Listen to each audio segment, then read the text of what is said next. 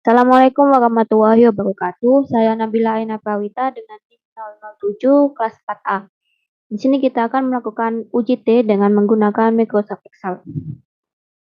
Di sini ada soal, seorang guru akan menguji efektivitas penggunaan musik klasik terhadap kemampuan menghafal istilah IPA dalam bahasa Inggris. Kelompok 1 disebut kelompok kontrol dan kelompok 2 disebut kelompok eksperimen. Kedua kelompok ditempatkan pada ruangan dengan fasilitas sama, tugas yang sama, dan kurun waktu yang sama pula. Bedanya, kelompok eksperimen selama menghafal diiringi dengan musik klasik, sementara kelompok kontrol tidak. Dengan taraf kepercayaan 95%, ujilah apakah ada perbedaan rata-rata istilah IPA yang dihafal oleh kedua kelompok tersebut. Di sini kita punya data banyak istilah IPA yang dihafal dalam bahasa Inggris pada kelompok kontrol dan eksperimen. Kita asumsikan bahwa data berdistribusi normal. Kemudian parameter yang diuji di sini adalah rata-rata. Setelah itu, kita menentukan hipotesisnya di mana H0 itu tidak ada perbedaan rata-rata banyak istilah IPA yang dihafal dalam bahasa Inggris dengan diiringi musik klasik maupun tanpa diiringi musik klasik. Sementara H1-nya yaitu ada perbedaan rata-rata banyak istilah IPA yang dihafal dalam bahasa Inggris diiringi dengan musik klasik maupun tanpa musik klasik. Kita menggunakan taraf kepercayaan 95%, artinya taraf signifikan alfanya itu 0,05. Setelah itu kita lakukan uji T independen karena kedua data ini tidak saling berikatan atau saling bebas. Sebelum kita melakukan uji T independen, kita tentukan dulu apakah data itu homogen atau tidak dengan melakukan uji F. Ketentuannya, jika F kurang dari F tabel, maka H0 diterima, artinya ragam populasinya itu homogen. Sementara jika F lebih dari sama dengan F tabel, maka H0 ditolak, artinya ragam populasinya itu tidak homogen. Kita juga bisa membandingkan dengan p-value dengan alfanya.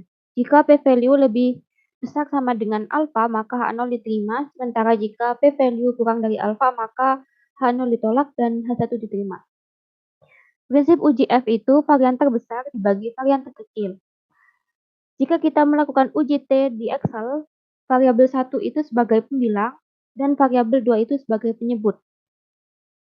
Jadi kita tentukan dulu dari kedua data ini mana yang varian terbesar dan mana yang varian terkecil.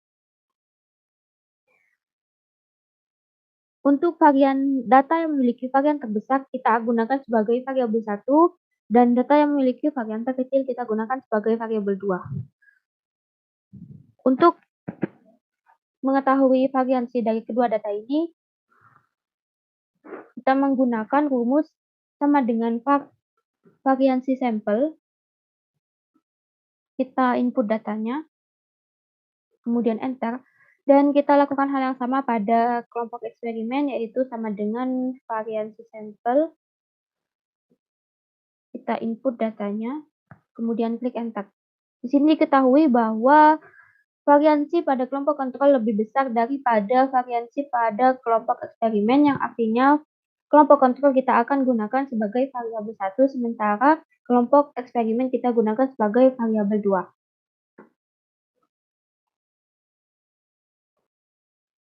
Setelah kita mengetahui variabel 1 dan variabel 2-nya, maka kita lakukan F-test-nya.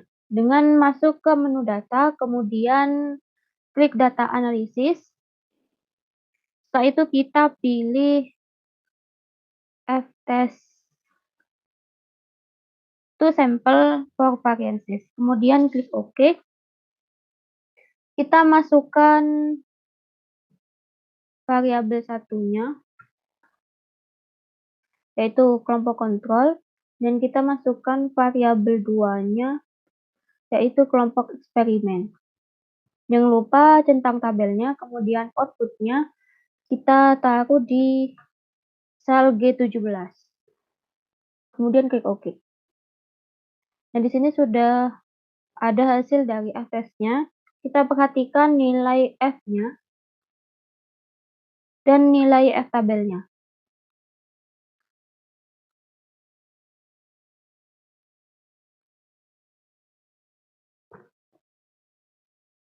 Nah, sesuai ketentuan di sini, jika F kurang dari F-tabel, maka H0 diterima. Sebaliknya, jika F lebih dari sama dengan F-tabel, maka H0 ditolak.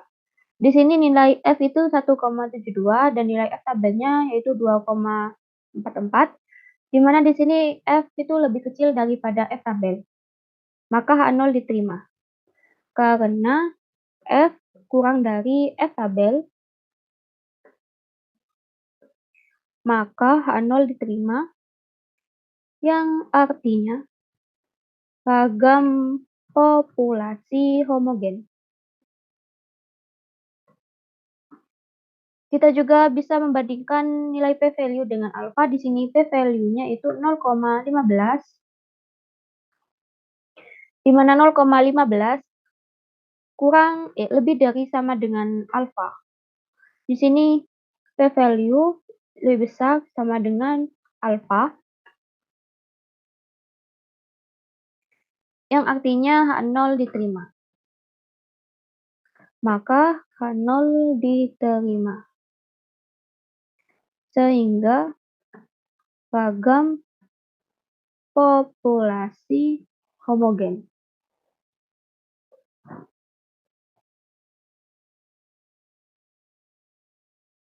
Setelah kita mengetahui bahwa data ini adalah homogen, lanjut kita lakukan uji T-nya. Masuk ke menu data, kemudian klik data analisis, kita pilih yang t-test to sample assuming equal variances, kemudian klik OK. Kita masukkan variabel satunya yaitu kelompok kontrol, kemudian variabel 2-nya yaitu kelompok eksperimen. Jangan lupa centang tabel. Untuk outputnya, kita letakkan di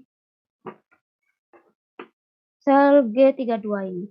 Kemudian klik OK.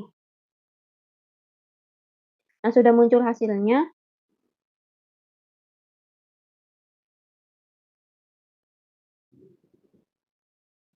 Sesuai kriteria di sini, jika T hitung di antara min T tabel dan T tabel, maka H0 diterima. Jika T hitung lebih dari T tabel atau T hitung kurang dari min T tabel, maka H0 ditolak dan terima H1. Di sini kita perhatikan T hitungnya dan T tabelnya. Nilai T hitung di sini min 2,89 dan nilai T tabelnya itu 2,04. Di mana min 2,89 ini kurang dari min 2,04 sehingga kita menggunakan kriteria yang ini. Jika T hitung kurang dari min T tabel, maka H0 ditolak dan terima H1. Karena T hitung kurang dari min T tabel, maka H0 ditolak.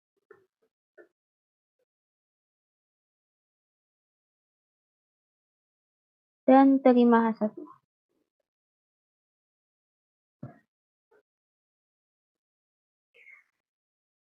Jadi kesimpulannya kita menerima H1 di mana yaitu ada perbedaan kata-kata banyak istilah IPA yang dihafal dalam bahasa Inggris dengan diiringi musik klasik dan tanpa diiringi musik klasik menggunakan uji T independen. Kemudian kita lanjut ke soal kedua, yaitu suatu pelatihan dilakukan untuk meningkatkan kemampuan pedagogik guru baru mata pelajaran IPA di Bangkalan. Untuk menguji keefektifan pelatihan tersebut, 18 peserta pelatihan diberikan pretest sebelum pelatihan dan post-test setelah pelatihan. Apakah terdapat perbedaan kata-kata kemampuan pedagogik guru sebelum dan sesudah pelatihan menggunakan taraf signifikan 5%. Di sini kita punya data pretest dan post-test kemampuan pedagogik guru baru mata pelajaran IPA di Bangkalan. Ini data pretest dan data post-testnya. Kemudian kita asumsikan bahwa data berdistribusi normal. Parameter yang diuji di sini adalah kata-kata. Setelah itu kita menentukan hipotesisnya. H0-nya tidak ada perbedaan kemampuan pedagogik guru baru mapel IPA di Bangkalan sebelum pelatihan maupun sesudah pelatihan. H1-nya ada perbedaan kemampuan pedagogik guru baru mapel IPA di Bangkalan sebelum pelatihan maupun setelah pelatihan. Kita menggunakan taraf signifikan 5%, artinya alfanya 0,05 dan taraf kepercayaannya 95%. Kemudian kita lakukan uji T berpasangan karena data sampel pretest dan pretest dan posttestnya ini saling berdekatan.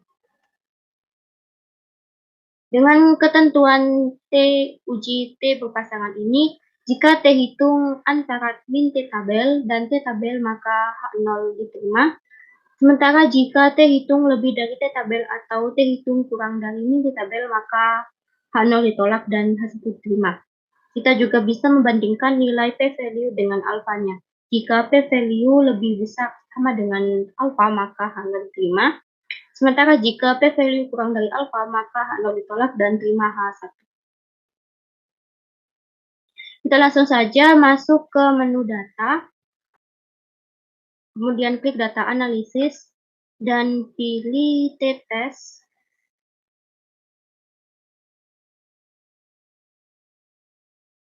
T-test pair to sample for means, karena di sini saling berpasangan.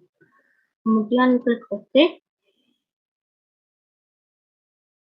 Kita masukkan variabel satunya yaitu t-test, kemudian variabel 2-nya yaitu post-test.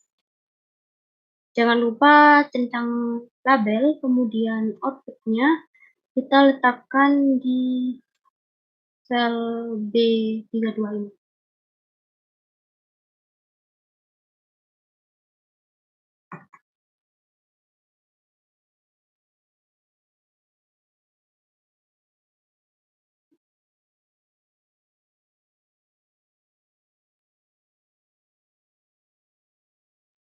Klik OK. Sudah muncul hasilnya. Di sini kita perhatikan T hitung dan T tabelnya. Di mana T hitung di sini kita peroleh nilai min 5,95, sementara T tabelnya kita peroleh nilai 2,10. Jika kita lihat kriteria di sini, maka T hitung kurang dari min T tabel. Min 5,95 kurang dari min 2,10. Karena T hitung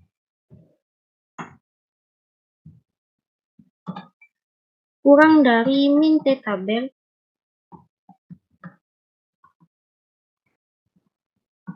maka H0 ditolak dan terima H1. Kita juga bisa membandingkan nilai p-value dengan alfanya. Di sini p-value diperoleh nilai 0,00015, di mana kurang dari alfa, maka H0 ditolak dan terima H1.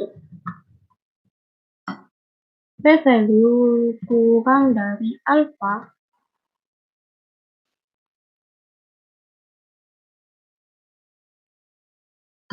maka H0 ditolak dan terima H1. Sehingga kesimpulannya kita menerima H1 yaitu ada perbedaan kemampuan pedagogik guru mapel IPA di Bangkalan sebelum pelatihan maupun setelah pelatihan menggunakan uji T berpasangan. Baik, sekian dari saya, kurang lebihnya mohon maaf, semoga bermanfaat. Wassalamualaikum warahmatullahi wabarakatuh.